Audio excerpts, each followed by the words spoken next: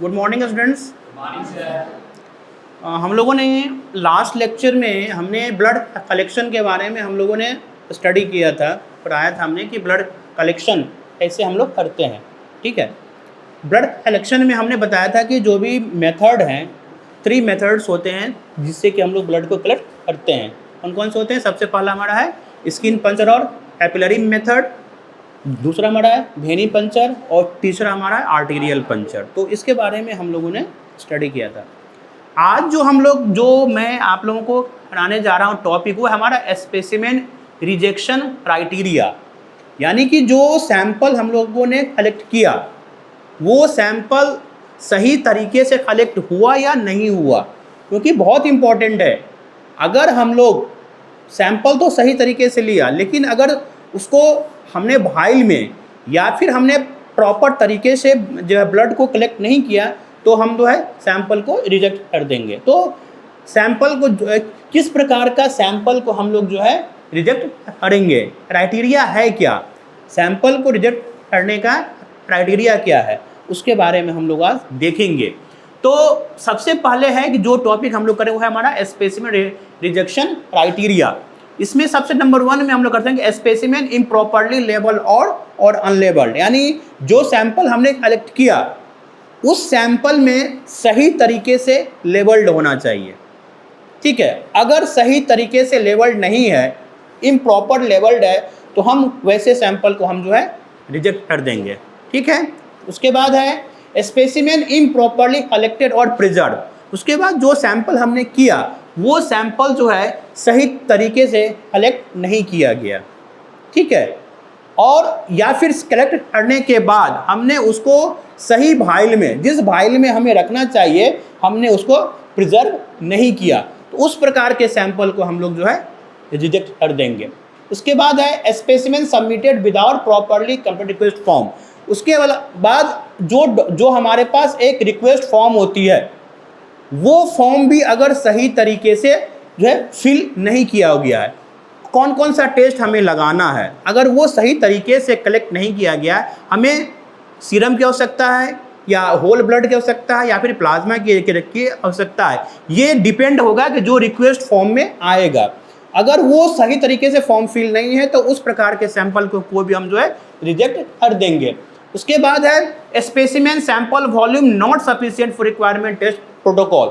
उसके अलावा हमें जितनी सैंपल की रिक्वायरमेंट है, टेस्ट प्रोटोकॉल के अनुसार जितनी सैंपल की रिक्वायरमेंट है उतना सैंपल हम लोगों ने उतने वॉल्यूम में हमने सैंपल को कलेक्ट नहीं किया है। या तो हमें मान लें कि 5 ml की रिक्वायरमेंट थी और हमने जो है 3 ml कलेक्ट किया, तो उस प्रकार के सैंपल को हम जो है कलेक्ट जो है हम उसको रिजेक्ट कर देंगे। उसके बाद है patients not prepare properly for the test requirement. अब बहुत सारे टेस्ट ऐसे होते हैं जिसमें कि हमें पेशेंट्स को पहले बताना पड़ता है कि मान लें कि हमें फास्टिंग ब्लड शुगर लगाना है, तो फास्टिंग ब्लड शुगर लगाने के लिए हमें क्या करना पड़ेगा, सबसे पहले पेशेंट को इंस्ट्रक्ट करना पड़ेगा कि आप कम से कम जो है 10 से 12 घंटा तक जो फास्ट में रहें।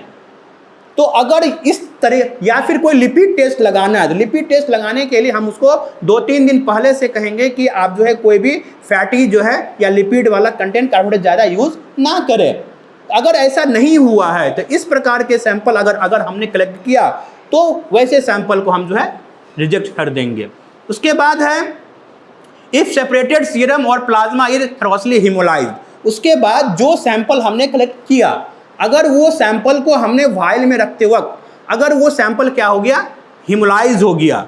हिमोलाइज क्या होता है, हिमोलाइसिस क्या होता है, ये मैं आगे आपको बताऊंगा। तो वैसा सीरम सैंपल या फिर प्लाज्मा सैंपल जो हिमोलाइज सैंपल है, उस सैंपल को भी हम जो है रिजेक्ट कर देंगे। तो ये सारे जो है कुछ क्राइटेरिया है जिससे कि जो सैंपल हमने कलेक्ट किया उसको हम लोग जो है रिजेक्ट कर देंगे। ठीक है, उसके बाद हीमोलाइसिस ऑफ ब्लड।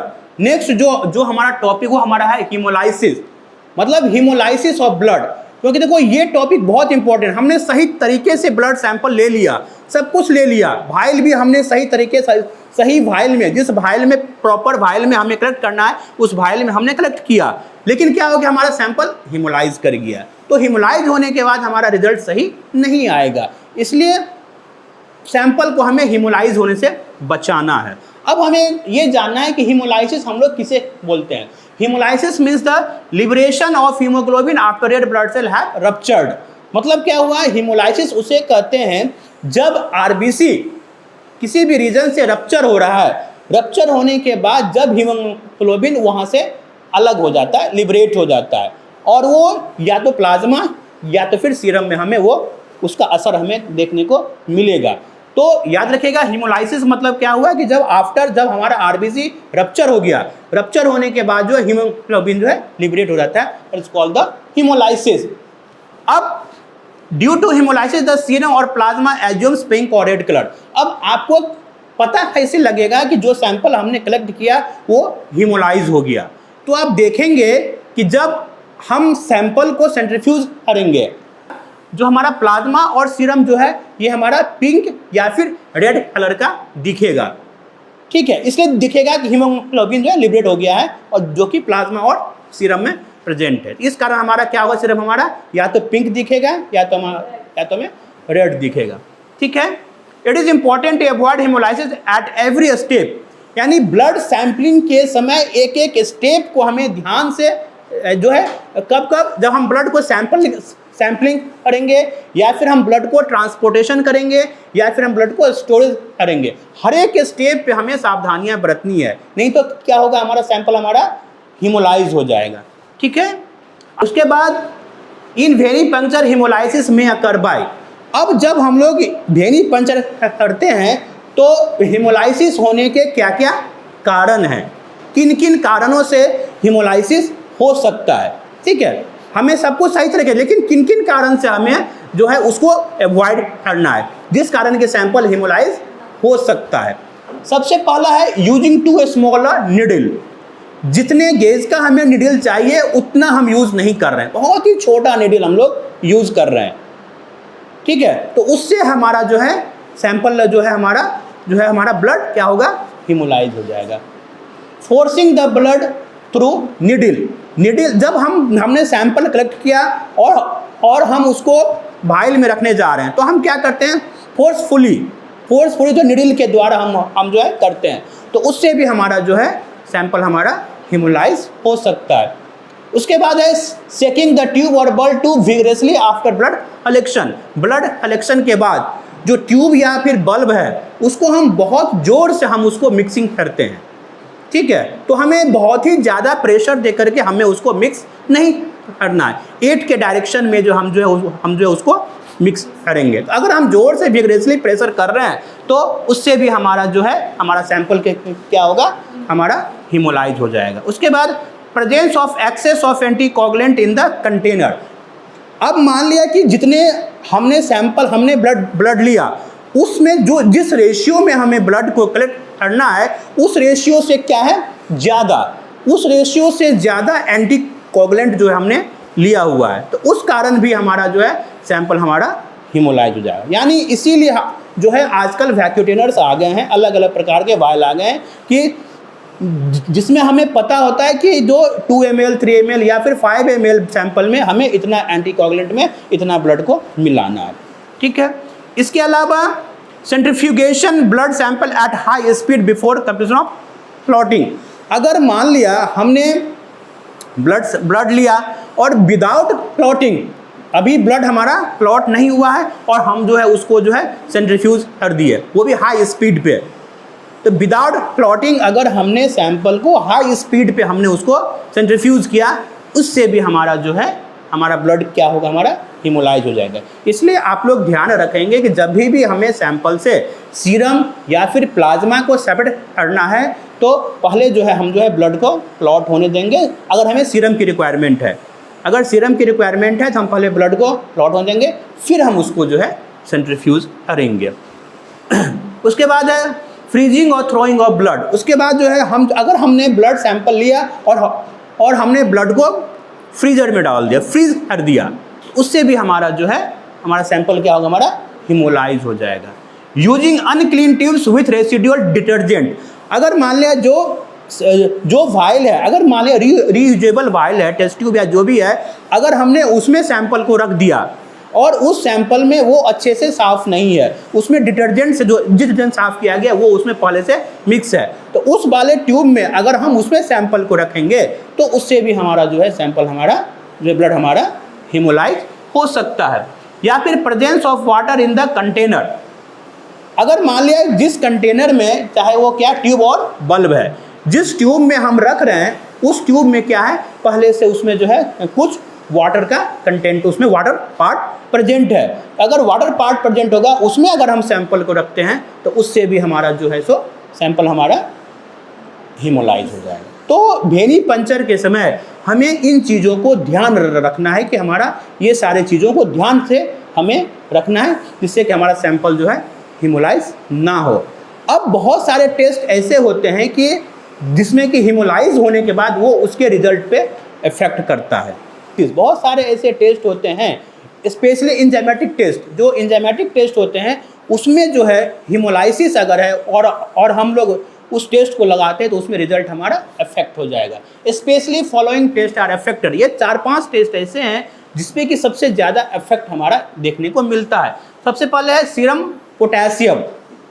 अगर हम लोग हेमोलाइज सैंपल हम लोग जब हम लगाएंगे तो पोटेशियम लेवल हमारा हमेशा इंक्रीज हो जाएगा, नॉर्मल से हमें ज़्यादा दिखेगा। अगर हमें आपको लग रहा है कि इस पेशेंट का नॉर्मल लेकिन ये ज़्यादा जा रहा है तो फिर हम लोग उस सैंपल को रिपीट करेंगे, कभी भी हेमोलाइसिस सैंपल से हम जो है पोटेशियम टेस्ट को नहीं लगाएंगे। इसके अलावा है सीरम इनऑर्गेनिक फॉस्फोरस, ये टेस्ट भी अगर हम लोग लगाएंगे तो इसमें भी हमें जो है हमको इसका वैल्यू में चेंज हमें देखने को मिलेगा। इसी प्रकार SGOT serum glutamate oxaloacetate transaminase, SGOT test भी हमारा इसका रिजल्ट भी हमें जो है इस पर भी अफेक्टेड देखने को मिलेगा।